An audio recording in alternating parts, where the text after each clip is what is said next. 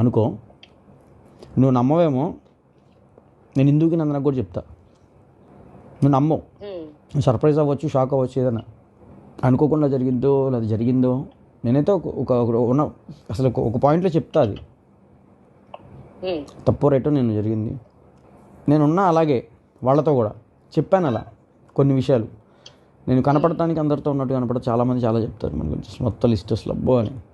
But అలా అని చెప్పి అందరితో అన్నీ అట్లా అంత దూరం తీసుకెళ్ళాను.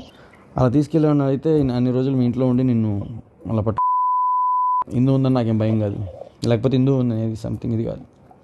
And Hindu knows very well, Nandana కూడా తెలుసు నీ గురించి, నా గురించి జరిగిన.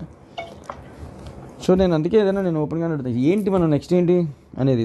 అంటే నేను ఇప్పుడు చెప్పుకోకూడదు అంటే ఫస్ట్ ఒకటి నేను క్లారిటీ ఇస్తాను. ఏదో చెప్పి ఇంకొకరి సంసారంలో లేకపోతే ఇంకొకరి